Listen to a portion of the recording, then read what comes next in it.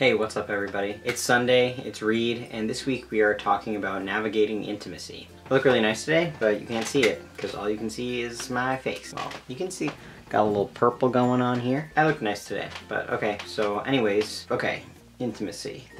I'm already awkward. Can you tell that I'm awkward, I'm flustered talking about this? Okay, cool, let's dive right in. How am I going to organize this? Okay, first I'm going to talk about physical intimacy, then I'm going to talk about emotional intimacy. We're going to bang it all out. No pun intended. Physical intimacy. I've been physically intimate with people since I was, I don't know, 15, 16? I don't know. I don't have an exact age on that, but the reason that I started being physically intimate at 16 was to figure out if I was attracted to men or women. So I established that I was attracted to women after being physically intimate with men. I think now, though, looking back, that had more to do with me identifying as a woman than it did with them being men, so I don't know, that's changed. But anyways, literally in my 12 years of being physically intimate with people, the process, I guess, has been the same every time. Basically, when I get to that point in my relationships where we're gonna have sex, I don't let them do anything to me. I do things to them, and it could go on like that for a while.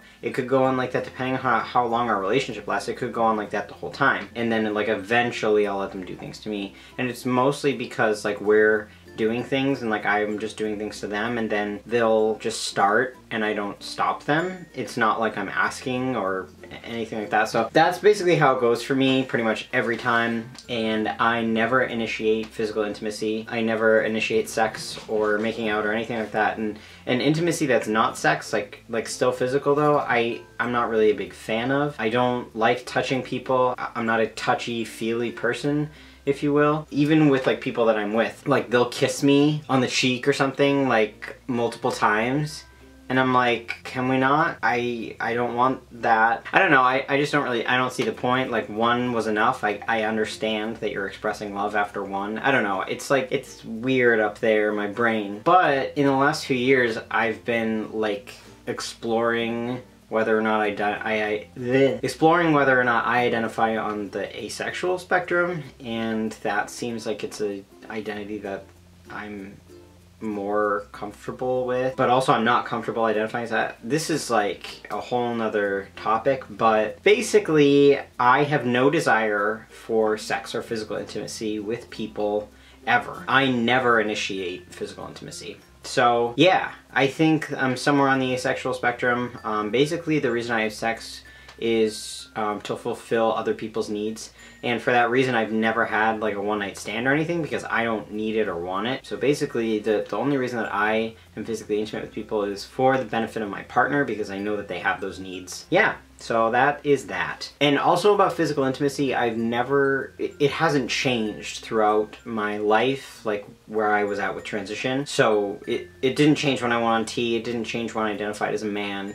If anything, I just became more attracted to men. Now I think I'm more comfortable like in my identity, so I can like explore that. But yeah, my relationship to physical intimacy did not change at all. So, emotional intimacy. I had a breakup a couple years ago, and that is still something that stays with me, and I haven't really been able to become emotionally intimate with people since then. There's a lot of unsolved or like untapped into feelings there, and feelings about the breakup in general and how I felt during that time that I really haven't addressed. I have tried to be in relationships where I am emotionally intimate with people since then, and I have ran from them quite literally. It has hurt me and hurt other people, and anytime I really get close to people who aren't friends, I guess, so in like a romantic type of way, I run.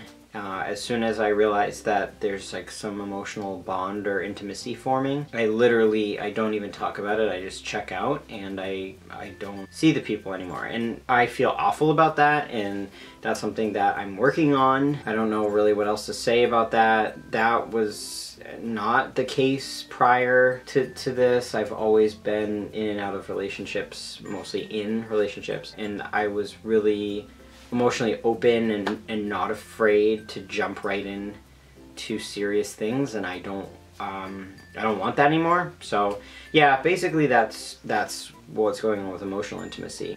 For you guys, I would just say, like, don't be too hard on yourself, because looking back on my history with physical and emotional intimacy, there are so many like ups and downs and like weird points in it that I really didn't understand when I was going through them. But now looking back on it, like as a whole, I see it now and I'm like, okay, I can kind of piece this all together, and it's part of my story and it makes me who I am. So I don't know, I just wouldn't, if you can, I know it's easier said than done, but just don't get too down on yourselves, because like, treat yourself well and cut yourself some slack. And you know, whether or not you want to be emotionally or physically intimate with people is fine either way. If you don't want to, then okay, that's okay, and it doesn't mean that you're never gonna want to again. We all go through stuff, so don't be too hard on yourself. Alright, I guess that's all I have to say about physical and emotional intimacy. There is a video up on my channel about how I'm feeling about the whole hysterectomy thing. I am having a hysterectomy on May 25th, so that video is on my channel. If you guys want to go check that out, that would be great. I will leave the link below. Alright guys, I'll see you all next week, and hope you have a good one. Bye.